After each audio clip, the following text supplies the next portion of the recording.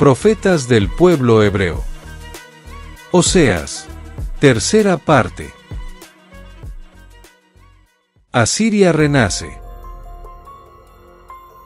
El segundo periodo de la vida de Oseas adquiere gran importancia porque Asiria estaba en ese momento sentando las bases de su política de interferencia en los asuntos de los pequeños principados sirios.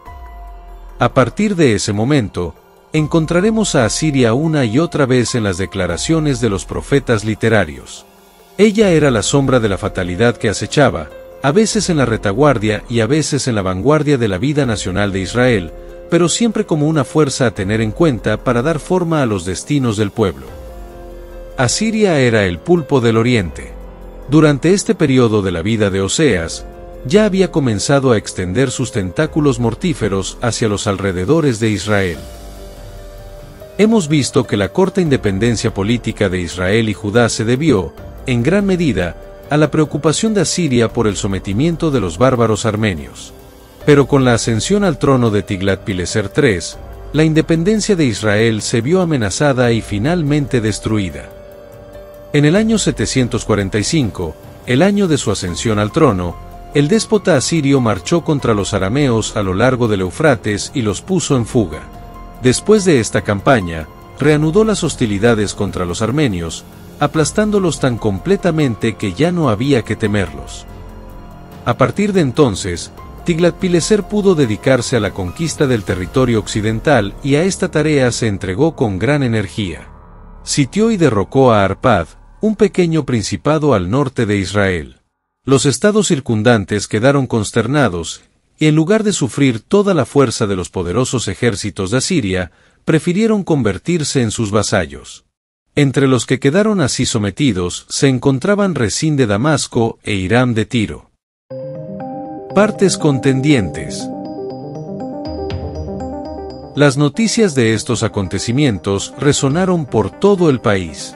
No cabe duda de que la guerra civil que siguió a la muerte de Jeroboam en el año 744 se debió, en gran medida, a la pugna entre partidos políticos. Un grupo estaba a favor de una alianza con Asiria. Otro deseaba unirse a Damasco para frenar más incursiones asirias. Un tercer partido abogaba por la unión con Siria, que era un estado tapón entre Asiria e Israel.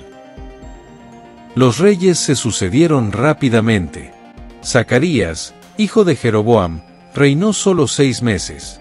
Fue asesinado por Salum, quien, a su vez, fue asesinado por Menahem un mes después. Menahem, un gadita, probablemente pertenecía al partido antiarameo. Este grupo favorecía la alianza con Damasco o la misma Asiria como un medio para protegerse de una invasión amenazante. Cuando Isaías apareció en escena, el partido proasirio había logrado ganar influencia y, como veremos pronto, había formulado una política que condujo a la destrucción del reino de Israel. Estos eventos se relatan en el segundo libro de Reyes 15, del 8 al 18. Declaración de Independencia.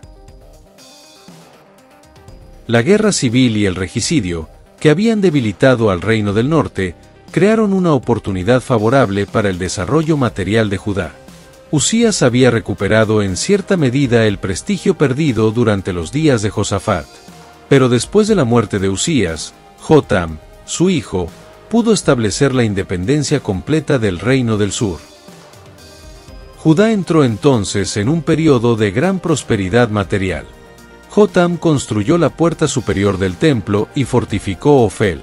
Sus obras incluyeron la construcción de ciudades sobre las colinas de Judá y castillos y torres en los bosques. Nuestros registros también muestran que derrotó a los amonitas y les exigió un tributo anual de 100 talentos de plata, 10.000 medidas de trigo y 10.000 medidas de cebada. Estos son todos los registros del cronista sobre los logros de Jotam, segundo libro de Crónicas, 27, del 2 al 6, pero Isaías se refiere a este periodo en su oráculo contra Jerusalén con las conocidas palabras. Su tierra también está llena de plata y oro, y sus tesoros no tienen fin, su tierra también está llena de caballos, y sus carros no tienen fin. Isaías 2:7. Sin rey. Los capítulos 3 al 14 del libro de Oseas tienen todas las indicaciones de haber sido escritos después de la muerte de Jeroboam en el 744, mientras el reino del norte estaba desgarrado por la guerra civil. Hay muchas alusiones a la anarquía que debe haber prevalecido cuando Zacarías, Salum y Menahem se sucedieron uno tras otro en rápida sucesión. Los hijos de Israel son representados como sentados solitarios muchos días sin rey, sin príncipe y sin sacrificio. Oseas 3:4. En Oseas 8:4 hay una alusión directa a la confusión reinante. Pusieron reyes, pero no de parte mía, pusieron príncipes, y yo no lo sabía. La inquietud de las clases altas por el resultado de la inestable situación social se expresa así. Seguramente dirán ahora, no tenemos rey, porque no temimos al Eterno, y el rey, ¿qué puede hacer por nosotros? Oseas 10:3. Alianzas complicadas. Las alianzas con Damasco, Siria y Asiria habían fomentado el culto a dioses extraños.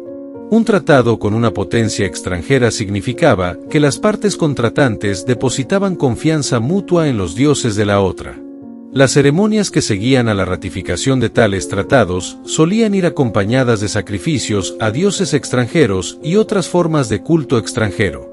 Este aspecto religioso de los tratados políticos explica sin duda la oposición de Oseas a las alianzas extranjeras. Él describe a Efraim como un hombre enfermo, pidiendo ayuda a Siria, pero sin resultado. Oseas 5:13. En otro lugar, nuestro profeta compara a Efraim con una paloma insensata y sin entendimiento, que llama a Egipto y a Siria, pero descuida el invocar al Todopoderoso. Oseas 7:10 y 11. Oseas se opone a los tratados con potencias extranjeras. Los pactos con Egipto y Asiria son tan poco fiables como el viento del este. Israel depende tontamente de alianzas en lugar de depender del Todopoderoso. Oseas 12:2. Todo su libro está repleto de referencias a una apostasía, la adoración de dioses extranjeros. Se lamenta de que no haya conocimiento del Eterno en la tierra. Oseas 4:1. Y está sobrecogido por la condenación segura que caerá sobre la nación por desviarse del culto al Eterno. Oseas 7:13. La adivinación y la magia, dos de las formas más bajas de adoración a los ídolos, parecen haber revivido. Oseas 4:12. Altares, columnas, imágenes de animales y otros objetos naturales habían sido aceptados por el culto popular de la época. El culto a los Baales había pasado factura al pueblo, y a pesar de la convicción de que adoraban al Eterno, las exigencias morales de la religión primitiva habían quedado a un segundo plano en la conciencia nacional. El sincretismo entre el culto al Eterno y el culto a los Baales, iniciado tras la conquista de Canaán por parte de Israel, había llegado finalmente a su plenitud. Como cualquiera de los dioses. La singularidad moral del Dios de Israel también había sido entregada junto con la singularidad de su divinidad. Unas cuantas citas sorprendentes indicarán las condiciones morales reales durante el segundo periodo de las enseñanzas públicas de Oseas. Perjurar, mentir, matar, hurtar y cometer adulterio, traspasan todos los límites, y sangre toca sangre. Oseas 4:2. La fornicación, el vino y el mosto quitan el corazón. Oseas 4:11.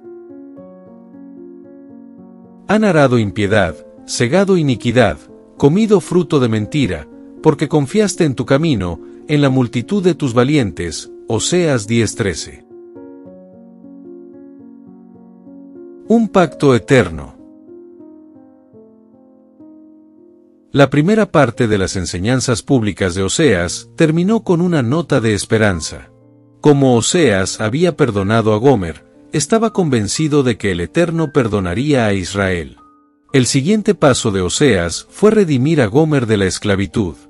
Ella regresó a su casa, donde probablemente cumplió los días de purificación, como se puede leer en Oseas, capítulo 3, versos del 1 al 5. El mensaje de Oseas, que se describirá a continuación, se enmarca en un esquema de pensamiento sugerido por su relación con Gomer. En primer lugar, el Eterno había elegido a Israel para ser su pueblo, tal como Oseas seleccionó a Gomer para ser su esposa. En segundo lugar, así como el contrato matrimonial con Gomer implicaba el requisito de honestidad, también el pacto del Eterno con Israel requería que el pueblo le sirviera solo a él. En tercer lugar, tanto Gomer como Israel habían sido infieles a sus votos. En cuarto lugar, la vida adúltera de Gomer había traído desastre sobre su marido y sus hijos, tal como la adoración de los Baales por parte de Israel había traído desastre sobre el pueblo. En quinto lugar, de su amor infalible por Gomer, Oseas derivó la analogía del amor infalible del Eterno por Israel. En sexto lugar, Israel se arrepentirá de sus malos caminos, como lo hizo Gomer. El séptimo lugar, el Eterno restaurará a Israel, como Oseas había restaurado a Gomer a su posición anterior.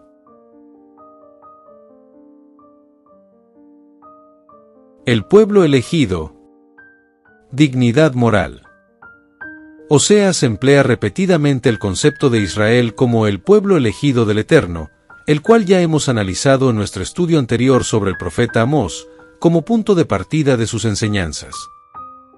El pasaje más famoso en relación a ello es el que compara a Israel con un niño a quien el Eterno había amado como a un hijo, enseñándole a caminar y sacándolo de la esclavitud egipcia. Véase Oseas 11, del 1 al 3.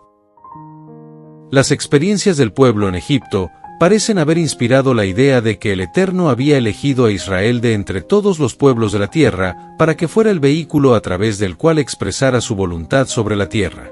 Fue por la providencia divina que Israel había sobrevivido a su angustiosa experiencia en el desierto. Véase Oseas 13:5. La elección de Israel por parte del Eterno se explica, en parte, por su dignidad moral original. Los padres de Israel son descritos como las primicias de la higuera en su tiempo, sin defectos. Véase Oseas 9:10. En aquellos primeros tiempos, Israel había sido guiado por un profeta, había vivido según las palabras de Moisés. Véase Oseas 12:14. Por eso Oseas asocia el concepto de pueblo elegido con la idea del valor moral.